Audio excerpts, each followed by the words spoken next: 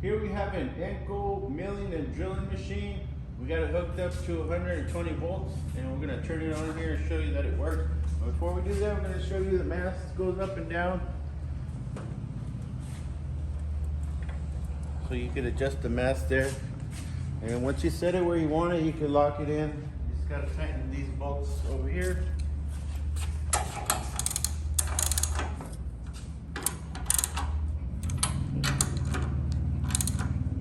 Okay, now it's locked in. And here's your up and down for your drill chuck. We'll go ahead and turn it on here. It's gonna go, that's in one direction there, and the other direction.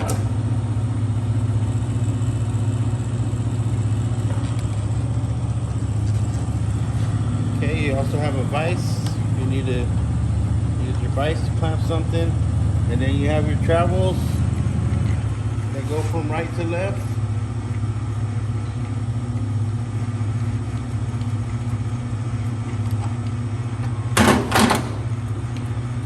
And you got your travel that goes in and out.